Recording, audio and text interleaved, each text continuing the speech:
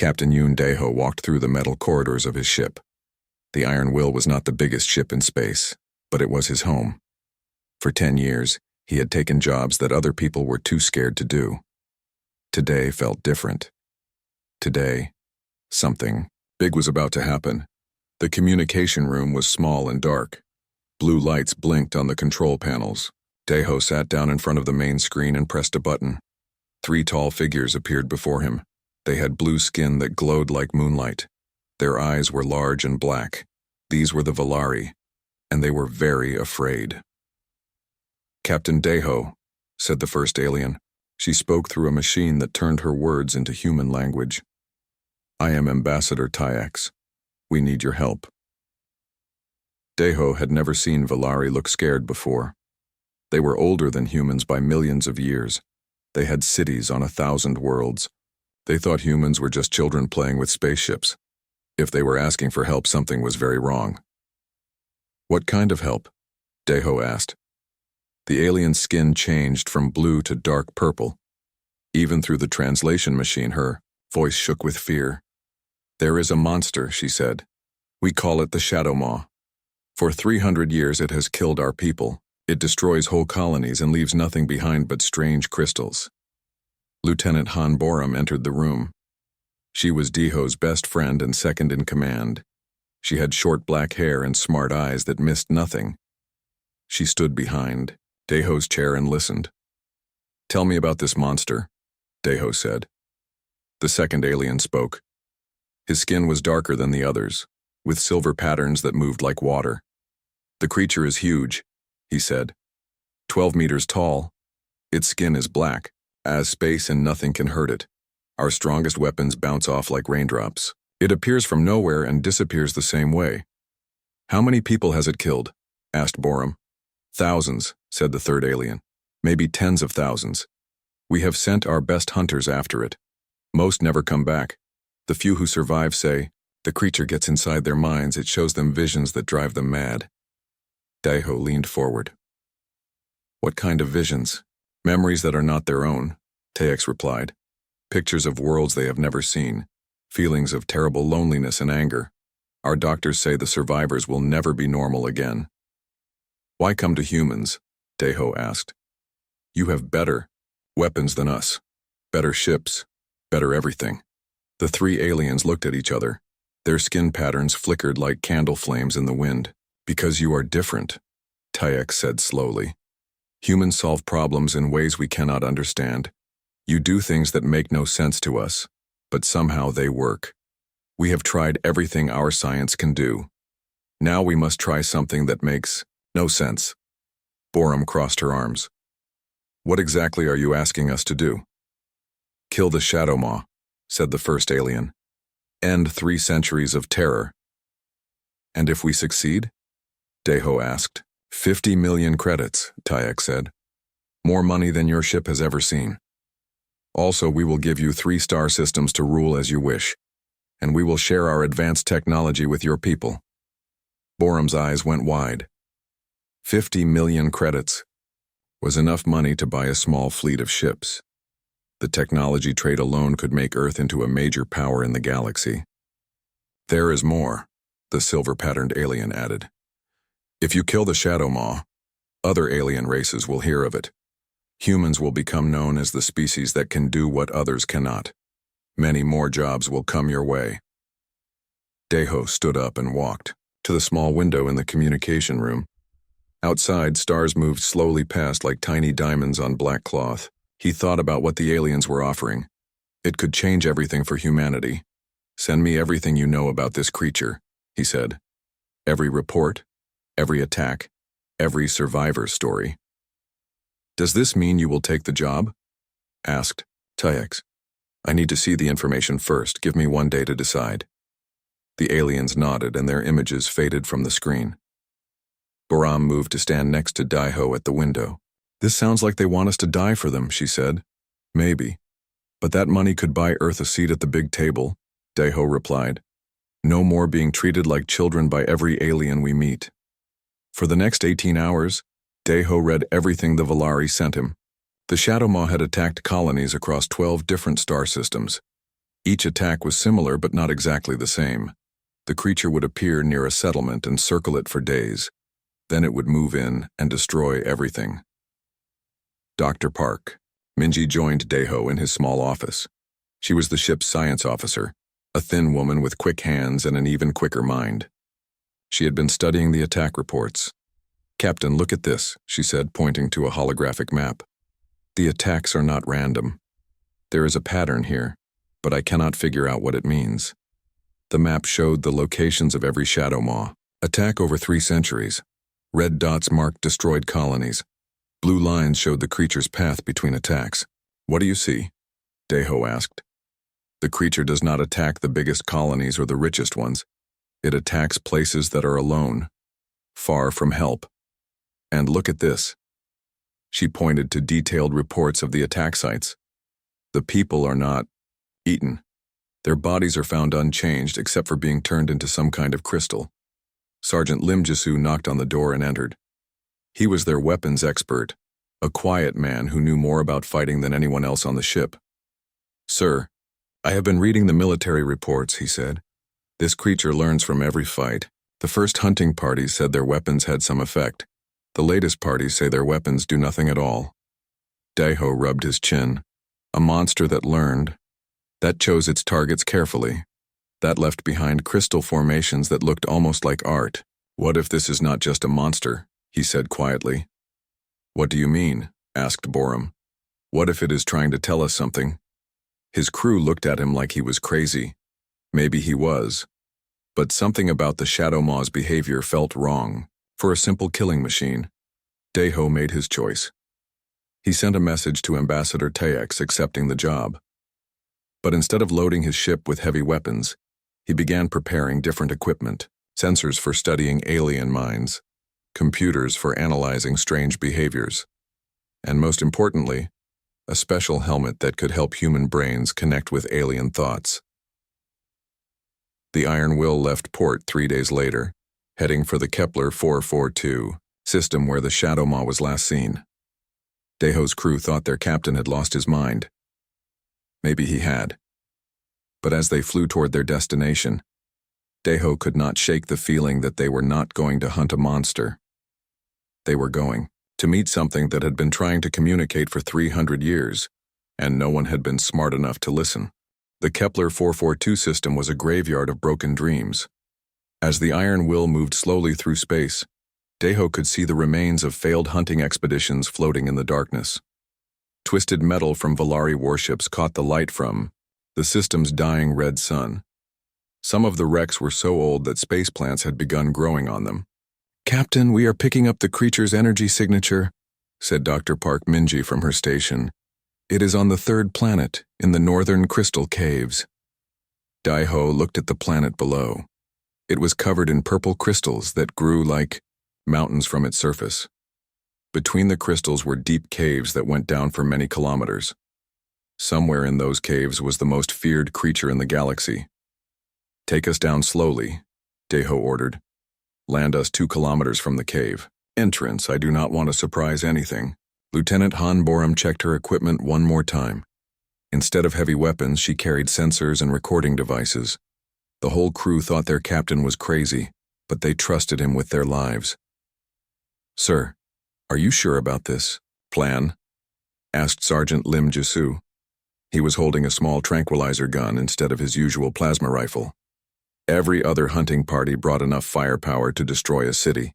We are bringing sleeping medicine and hope." "The firepower did not work for 300 years, Jisoo," Daeho replied. "Time to try something different." The landing was smooth. Daeho put on his special helmet, the one that could connect human thoughts to alien minds. He had spent months learning how to use it, practicing meditation with old monks from Earth's mountains.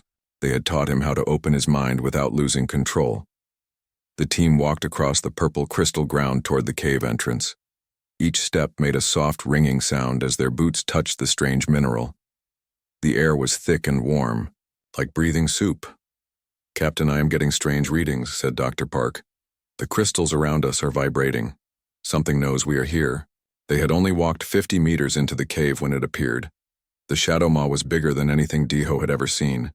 12 meters of pure black muscle and bone, with scales that seemed to absorb all light around them. Its eyes were like burning coals in the darkness.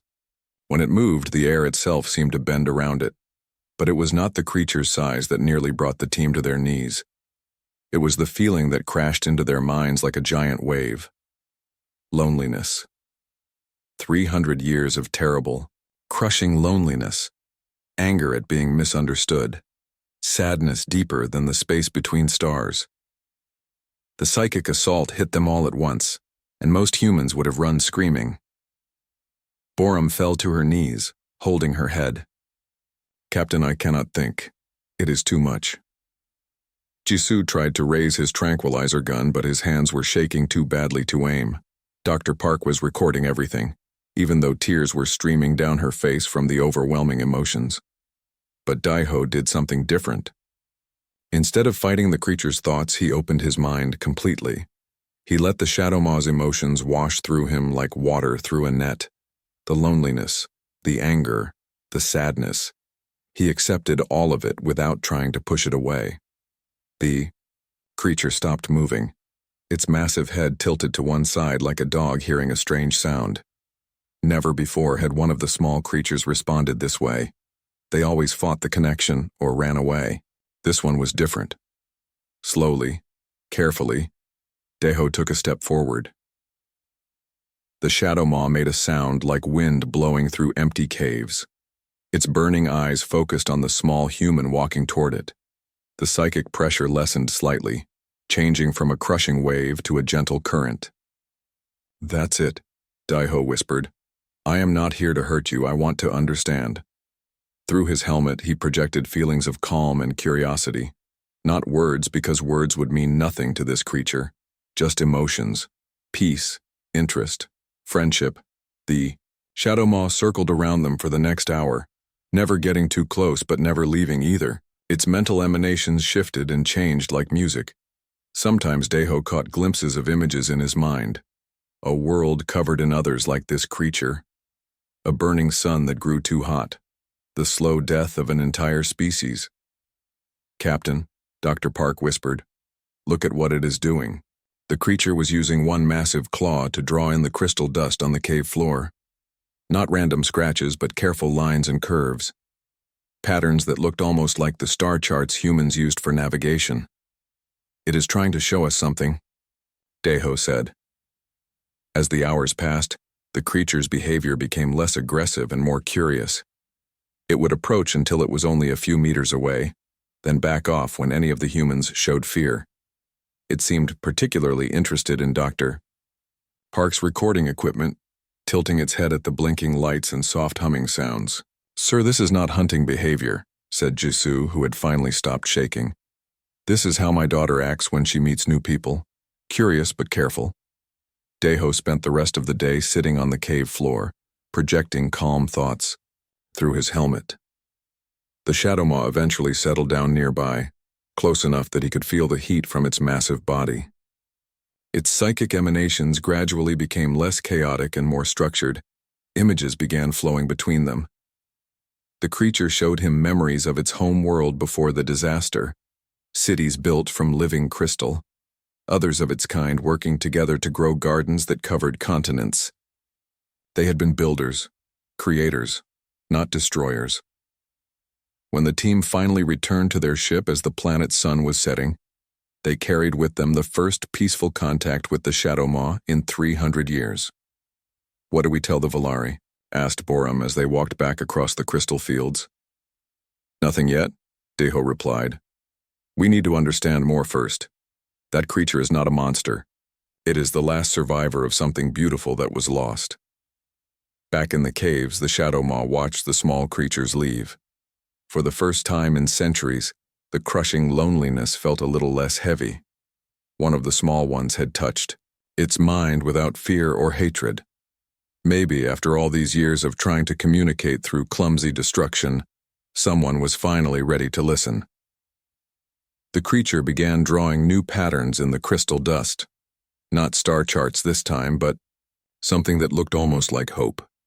For 3 weeks, Captain Daiho returned to the crystal caves every day. Each morning he would pack his equipment and walk the 2 kilometers from his ship to where the creature waited. The shadow maw was always there, as if it looked forward to their meetings as much as he did. Deho began bringing gifts, not food, because he suspected the creature did not eat the same things humans did. Instead, he brought experiences. Music from Earth played through small speakers, videos of different worlds projected on portable screens, simple mathematical equations drawn in the sand. The creature, which Deho had started calling Hanul in his private thoughts, responded to each offering with growing excitement. Its psychic emanations became more controlled, less overwhelming. Instead of crushing waves of emotion, Hanul began sending carefully measured thoughts and images. "Captain, look at this," said Dr. Park during one of their evening meetings aboard the ship. She had been studying the crystal formations they found around Hanul's territory. These are not random. They follow mathematical patterns, complex ones.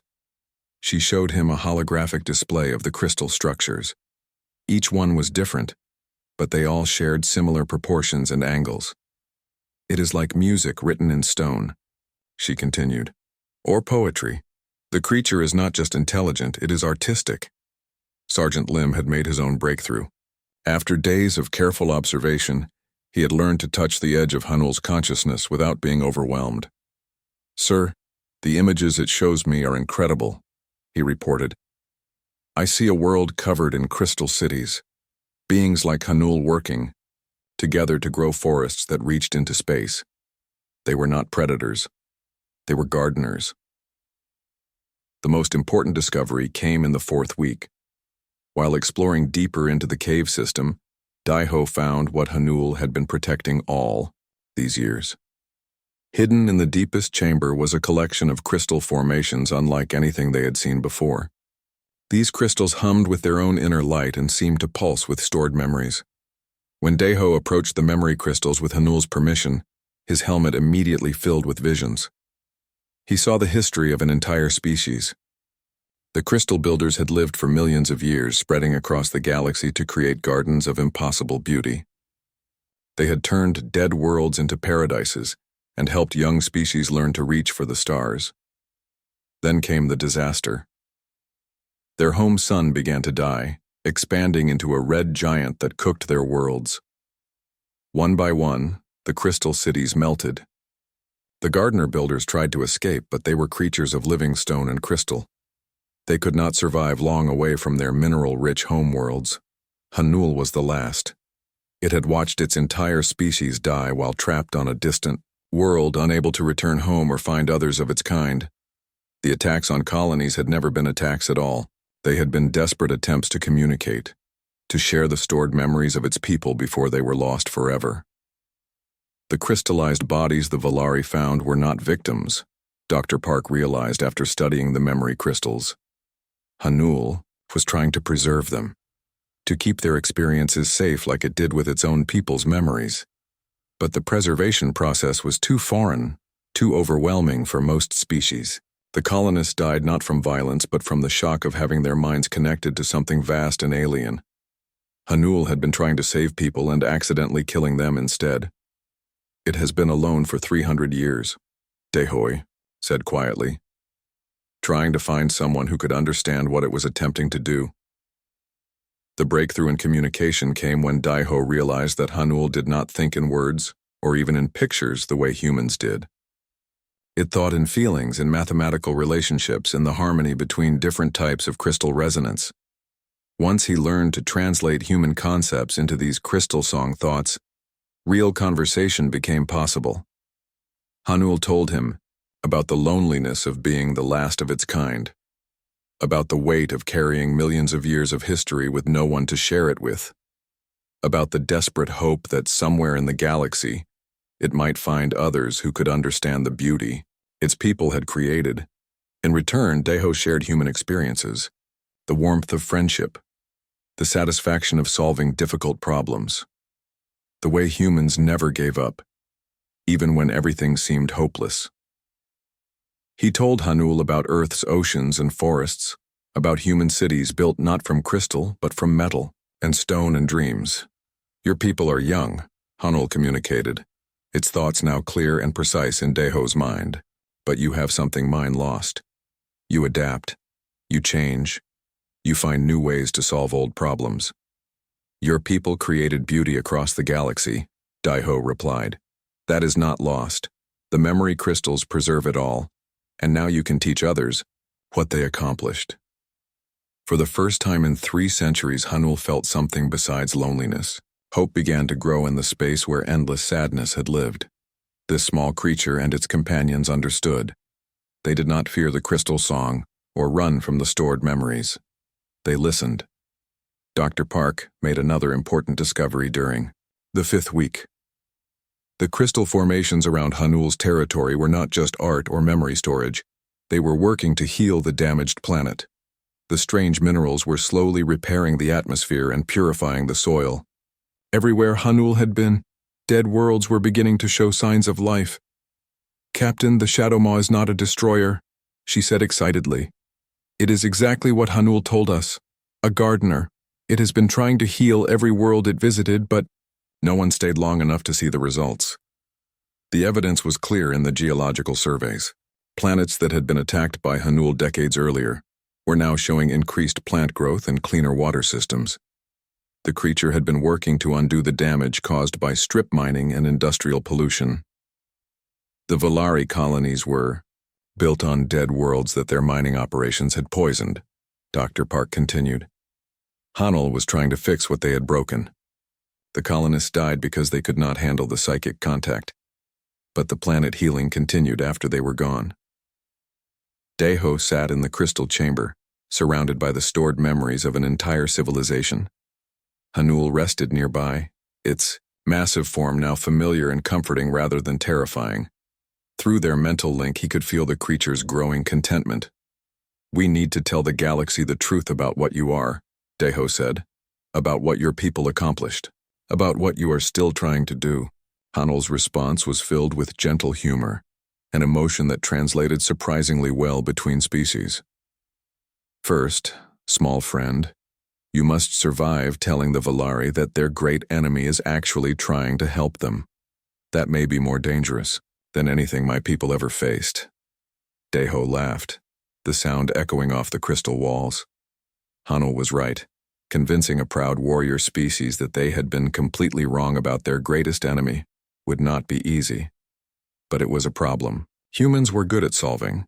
After all, they specialized in doing things that made no sense to anyone else. The morning of the 6th week brought trouble. Captain Deho was walking toward the crystal caves when his communicator buzzed with an urgent message from Lieutenant Borum. Captain, we have a problem. Her voice crackled through the device. Long range sensors show a Volari patrol ship approaching the system. They are not responding to our signals. Deho broke into a run. The Volari Council had grown impatient with his progress reports. Instead of describing battles and victories, he had sent messages about studying the creature and learning its behavior. The Council wanted blood, not science. By the time he reached Hanul in the crystal chamber, the creature already knew something was wrong. Its psychic emanations had turned sharp and worried. Through their mental link, Hanul could feel Deho's fear and anger. Trouble comes, the creature communicated, its thoughts heavy with old sadness. Always when others begin to understand, the destroyers arrive. I will not let them hurt you, Deho promised, placing his hand on one of Hanul's massive claws. We can hide you deeper in the caves. Hanul's mental laugh was bitter. Small friend, there is nowhere to hide from those who fear what they do not understand. My people learned this when our worlds burned. The Volari ship dropped out of hyperspace. An hour later, it was a military vessel, bristling with weapons designed specifically for hunting the Shadow Maw. Commander Keelix's voice boomed through the Iron Will's communication system. Human vessel, this is Volari combat ship Righteous Fury. You have exceeded your mission timeline by 4 weeks. Stand down and prepare for inspection. Deho returned to his ship quickly, but he could already see energy weapons charging on the approaching vessel. These Volari had not come to check on his progress. They had come to finish the job themselves. Captain, said Dr. Park as he entered the bridge, They are scanning for the creature's energy signature. They will find it within minutes. Can we jam their sensors? Asked Borum. Not for long, replied Jisoo. That ship has enough firepower to turn this entire planet into glass. Daeho made a decision that his crew would later call either brilliant or insane. Instead of trying to hide what they had discovered, he opened a direct communication channel to Commander Keelix. Commander, I need to show you something before you attack, he said. The creature is not what you think it is. Human, you have had 6 weeks to kill one beast, Keelix replied coldly. Your failure ends now. We will complete the mission ourselves. Give me 1 hour, Daeho bargained. Let me show you what we have learned. If you still want to attack after that, I will. Not stop you. There was a long pause. Finally, Keelix agreed. But only because Valari military protocol required gathering intelligence before major operations. Daeho brought the Valari commander and 2 guards down to the crystal caves.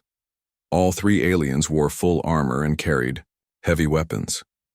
Their skin patterns showed disgust and fear as they descended into Hanul's territory. When Hanul appeared in the main chamber, the Valari immediately raised their weapons. But instead of attacking, the creature did something unexpected. It lay down on the crystal floor and began to sing. The song had no words, but it filled the air with harmonies that made the crystals around them glow with soft light. Through the neural interface, Daeho could translate the meaning for the Valari. Hanul was singing the history of their first meeting. The fear, the loneliness, the gradual building of trust and understanding. It sang about the discovery of the memory crystals and the true purpose of the crystal builders. It sang about hope returning after centuries of despair. Commander Keelix lowered his weapon slowly. The song was affecting him in ways he did not understand. The crystal light seemed to be showing him images directly.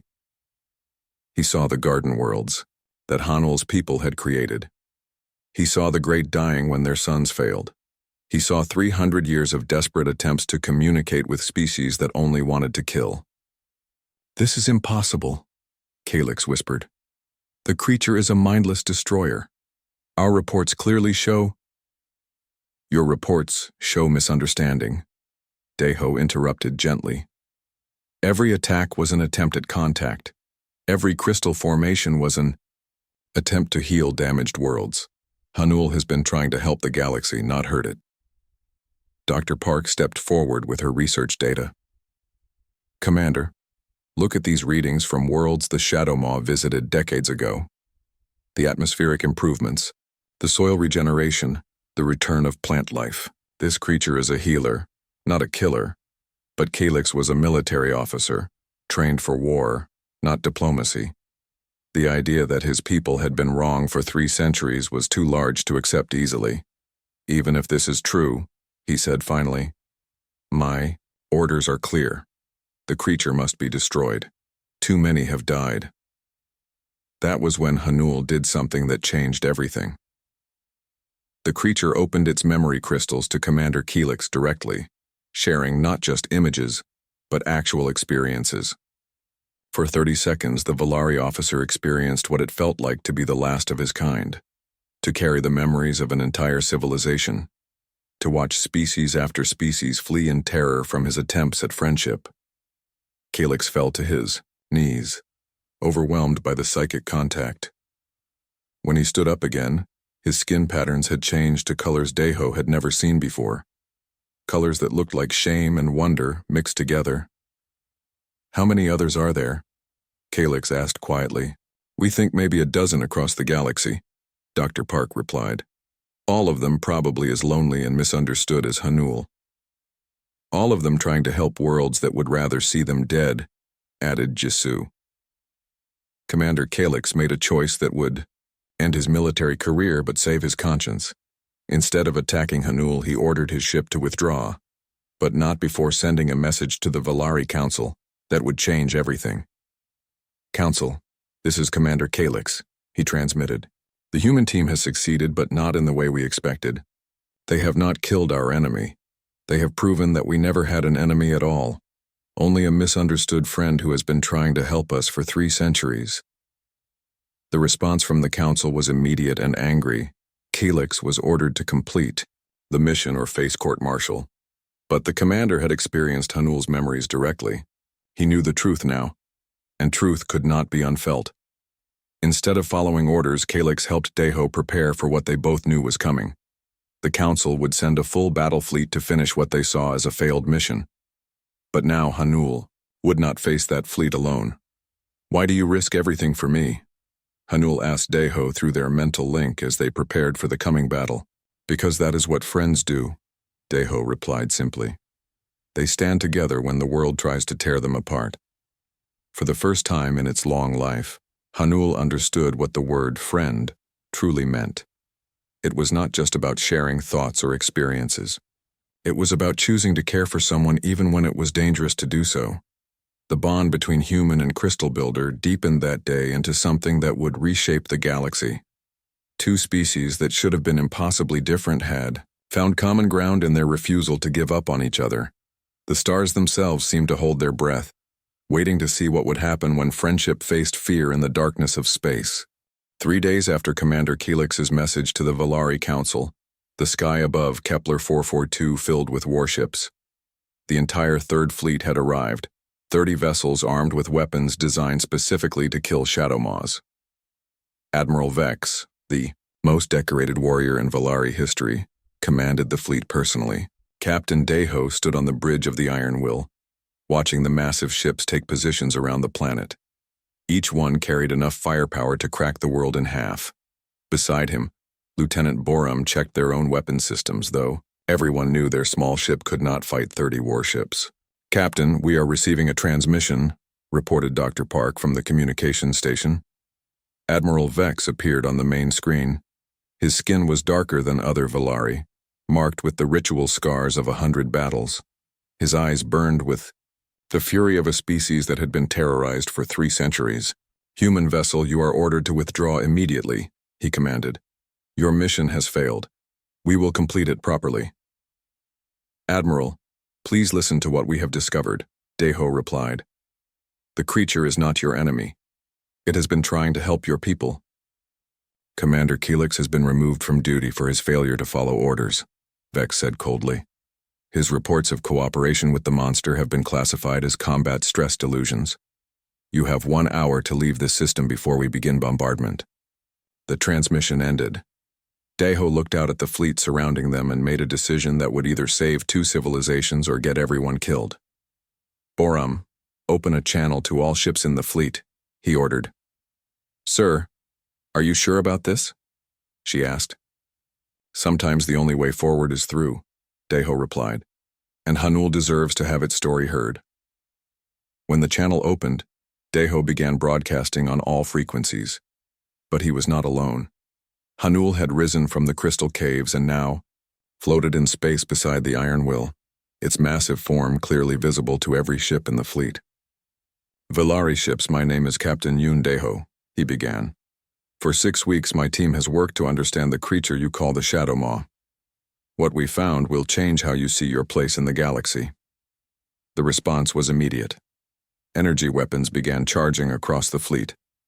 But Deho continued speaking, and Hanul began to sing its crystal song directly into space. "The being beside my ship is named Hanul. It is the last survivor of a species called the Crystal Builders. For millions of years, its people created gardens across the galaxy, turning dead worlds into paradises. They helped young species learn to reach for the stars." Dr. Park had connected the ship's computers to Hanul's memory crystals. Now images began broadcasting to every screen in the fleet. The Valari crews saw worlds of impossible beauty, crystal, cities that grew like living things, forests that reached into space itself. 300 years ago, Hanul began visiting your colonies not to destroy them but to heal worlds damaged by mining and industry, Deho continued. The deaths that occurred were accidents, caused by psychic contact too intense for most species to survive. Hanul was trying to save your people by preserving their memories, just as it preserved the memories of its own species. Admiral Vex's voice cut across all channels. "Enough of this madness. All ships, prepare to fire." But something unexpected happened. Across the fleet, Valari crew members were staring at the images from Hanul's memories. They saw their own dead colonies. But now they understood what the strange crystal formations meant. The crystallized bodies were not trophies of a killer. They were attempts at preservation by a being that did not understand how fragile other species could be. On the flagship, a young Valari officer named Tal spoke up despite the risk to his career. "Admiral, the atmospheric readings from the old attack sites show massive ecological improvement. The creature was healing our worlds." "Silence," Vex ordered, but other voices began joining in. "Sir, my home colony was attacked 20 years ago," said another officer. "The planet is now more fertile than it ever was before. The mineral formations left behind contain medicines our scientists have never seen," added a third voice. Admiral Vex felt control of the situation slipping away. "I do not care what tricks this creature can perform. It killed thousands of our people. It must pay for those crimes." That was when Hanul did something that no one expected. The massive creature moved slowly through the fleet, approaching each ship individually. Instead of the crushing psychic assault that had driven previous hunters mad, Hanul projected careful, gentle thoughts. To each crew, it shared a different memory. The joy of creating new life on dead worlds. The satisfaction of helping young species take their first steps into space. The terrible loneliness of watching your entire civilization die while you are powerless to help. But most importantly, it shared its memories of the past 6 weeks. Meeting Captain Deho and his team, learning to communicate without causing pain. Discovering that not all species would flee from something different and strange. On ship after ship, Valari crew members began to understand what they were really seeing. This was not a monster that needed to be destroyed. This was the last guardian of something beautiful that the galaxy had lost. Dr. Park's voice came over the communications system, sharing her research data. "Admiral, our studies show that 12 worlds previously attacked by shadow maws are now showing signs of advanced ecological recovery. Soil that was poisoned by mining is now fertile. Atmospheres that were toxic are now breathable. The creature you want to kill has been healing your empire for 3 centuries. The tide began to turn when Captain Yesh of the Valari cruiser Bright Spear spoke up. "Admiral, I was part of the hunting expedition to the Tau Ceti system 15 years ago. My ship barely escaped, but I have just checked our long-range sensors. That dead world is now covered in plant life." More captains began reporting similar discoveries. Worlds that had been written off as ecological disasters were showing unprecedented recovery in areas where the Shadow Maw had been active. Admiral Vex found himself facing a mutiny of facts. His entire fleet was telling him the same thing. The creature they had come to kill was actually healing the damage their own civilization had caused. But the final proof came from an unexpected source. Commander Kalix, who had been arrested for disobeying orders, managed to send one last transmission to the fleet. "Admiral, I have contacted the medical facilities that treated survivors of Shadow Maw encounters," his message said. "The visions that drove them mad were not attacks. They were gifts. The survivors have been experiencing memories and knowledge from the Crystal Builder civilization. Our doctors dismissed it as trauma, but it is actually advanced scientific and medical knowledge. The creature has been trying to teach us." The silence that followed was deafening. 30 ships full of warriors who had come to kill a monster were now realizing they had been sent to destroy the galaxy's greatest healer. Admiral Vex stared at the images still flowing from Hanul's memory crystals. Gardens that covered entire star systems. Technologies that could heal planets in years instead of centuries. Wisdom from millions of years of nurturing life across the galaxy. All of it offered freely by a being they had spent 3 centuries trying to kill. "Stand down weapons," he ordered quietly. "Admiral?" asked his second-in-command. "Stand down all weapons," Vex repeated, his voice stronger now. "We came here to kill a monster, but monsters do not spend 300 years trying to heal our worlds." As the Valari fleet powered down their weapons, Captain Deho smiled. The human solution had worked again. When faced with an impossible problem, they had chosen to understand rather than destroy, to listen rather than attack. Hanul floated peacefully among the warships that had come to end its life, sharing memories of beauty with warriors who had only known war. For the first time in 3 centuries, it was not alone. The galaxy was about to change in ways no one could imagine. 5 years had passed since the day 30 Valari warships came to kill Hanul and ended up becoming its protectors. Captain Yoon Daiho stood on the observation deck of Harmony Station, watching the most incredible sight in the galaxy. Below him, 3 massive shadow maws worked alongside human engineering teams to transform a dead world into a garden. Their crystal song filled the space around the planet, guiding the growth of forests that would reach maturity in months instead of decades. What had once been a poisoned wasteland was becoming a paradise. "Captain, the Andromeda team is reporting. Another success," said Lieutenant Han Borum, who now held the rank of commander. "Shadowmaw Keeper and her human partner have restored the atmosphere on New Horizon. The colony ships can begin landing next week."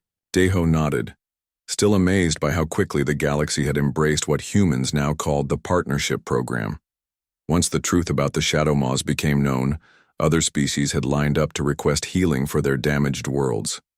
The creatures that had been feared as destroyers were now celebrated as the galaxy's greatest hope for environmental restoration. Dr. Park Minji, now director of the Interspecies Communication Institute, approached with her latest report. "Captain, we have confirmed contact with 8 more Shadowmaws in the Outer Rim. That brings our total to 23 confirmed survivors of the Crystal Builder species. How many human volunteers do we have ready for partnership?" Daiho asked. "Over 3,000 applications for the next training class," Park replied with a smile. "It seems everyone wants to be the partner of a creature that can terraform worlds." But Daiho knew the partnership was about more than just terraforming. Through his bond with Hanul, he had learned to see the galaxy through eyes that were millions of years old. The Crystal Builders had not just been gardeners. They had been teachers, sharing knowledge with young species and helping them avoid the mistakes that destroyed civilizations. The memory crystals that each Shadowmaw protected contained not just the history of their own people, but the collected wisdom of hundreds of species they had encountered over the millennia. Medical knowledge that could cure diseases thought incurable. Technologies that could provide clean energy for entire star systems. Agricultural techniques that could feed populations without damaging ecosystems. All of it freely shared with anyone willing to learn. "Sir, Admiral Vex is requesting permission to come aboard," announced Sergeant Lim Jisoo, who now served as the station's security chief. Daiho was surprised. The Valari Admiral had become one of the partnership program's strongest supporters after the events at Kepler 442, but he rarely left his fleet duties for social visits. Admiral Vex entered the observation lounge with his usual military bearing, but his skin patterns showed excitement rather than the grim determination Daiho remembered from their first meeting. "Captain, I bring news from the Valari Council," Vex said without preamble. "They have voted unanimously to establish the Galactic Restoration Authority. 50 worlds will be set aside specifically for Shadowmaw healing projects. The Valari Empire is officially apologizing to the Crystal Builder species for 3 centuries of misunderstanding." It was an unprecedented gesture. The proud Valari had never apologized to anyone for anything in their recorded history. "There is more," Vex continued. "The Council has also voted to grant full citizenship rights to all Shadowmaws. They are no longer considered creatures to be managed, but people with rights equal to any sentient species." Through his mental link, Daiho felt Hanul's deep satisfaction at this news. The last survivors of the Crystal Builders were finally being recognized for what they truly were, the galaxy's wisest and most benevolent gardeners. "The Alliance Congress has made a similar decision," added Commander Borum. "Humanity has been granted permanent seats on the Galactic Council as recognition for our role in the partnership program. We are no longer considered a junior species. It was the breakthrough humanity had dreamed of for generations. Humans were now equals among the ancient civilizations of the galaxy, respected for their unique ability to understand and communicate with species others feared." "And the other Shadowmaw partnerships?" Daiho asked. "Growing stronger every day," Park replied. "Lieutenant Chen and Shadowmaw Brightstone have restored 6 systems in the Pegasus sector. Engineer Martinez and Deep Song have developed a new crystal technology that can clean polluted oceans in weeks instead of decades. The success stories continued to multiply. Humans and shadow maws working together had achieved more in 5 years than either species could have accomplished alone in centuries. The partnership program had become a model for cooperation between species that seemed completely different on the surface. But for Deho, the greatest success was personal. Through his bond with Hanul, he had gained not just a partner but a true friend. The loneliness that had crushed the ancient creature for 3 centuries was now just a memory. Hanul had found a family among the humans, and the humans had found wisdom among the stars. "Captain," came Hanul's voice in his mind, warm with affection and amusement. "The young ones are asking for stories again." Daiho looked out the observation window and saw what Hanul meant. 3 newly discovered shadow maws floated near the station, their massive forms dwarfing the human ships around them. These were younger members of the species, barely 2,000 years old, who had been hiding in the deep corners of space since their civilization fell. "What stories do they want to hear?" Deho asked. "The story of the stubborn human who refused to kill the last gardener," Hanul replied. "They find it hard to believe that anyone would choose understanding over destruction." Deho smiled and made his way to the station's main communication chamber. Through the crystal song network that connected all the shadow maws, he could speak to crystal builders across the galaxy simultaneously. The chamber was a marvel of combined human and shadow maw technology. Crystal formations grown by Hanul amplified thoughts and emotions, while human computers translated between different types of consciousness. Here, beings of flesh and blood could speak as equals with creatures of living stone and starlight.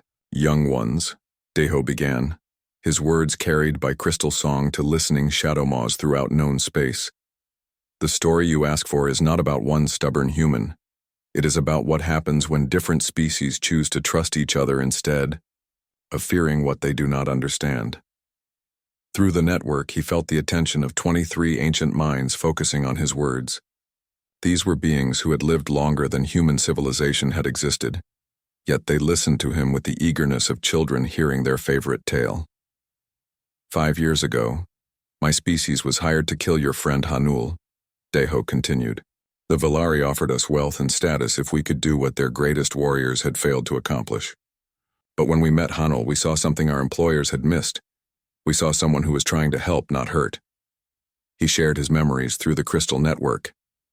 The first terrifying encounter in the caves, the gradual building of trust and understanding, the moment when they realized that 3 centuries of fear had been based on a tragic misunderstanding. "The lesson is not that humans are special," Deho said. "The lesson is that any species can choose to listen instead of fighting, to understand instead of destroying. We humans are not wiser than others. We are just too stubborn to give up when something seems impossible." The young shadow maws responded, with harmonies of joy and wonder. For creatures born into a galaxy where their kind was feared and hunted, the idea that friendship was possible with other species was revolutionary. "Elder Hanul," sang one of the young ones, "what did you learn? From the stubborn humans?" Hanul's response filled the network with warmth and gentle humor. "I learned that loneliness is not permanent. I learned that understanding can bridge any gap between species. And I learned that sometimes the best way to solve a problem is to ask someone who thinks differently than you do." Admiral Vex, who had been listening quietly, stepped forward. "Young crystal builders, I speak for the Valari Empire when I say that we deeply regret the centuries of fear and violence between our peoples. We mistook your gifts for attacks and your loneliness for malice. We hope to spend many years learning from our mistakes." The response from the shadow maws was immediate forgiveness mixed with hope for the future.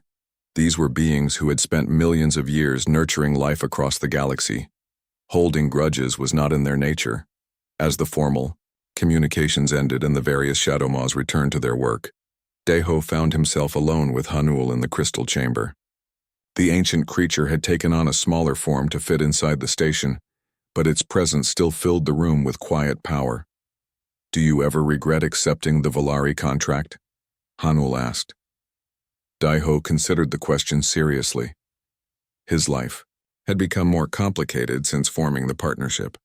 He spent his days mediating between species, teaching humans to communicate with shadow maws and helping heal worlds damaged by centuries of careless exploitation.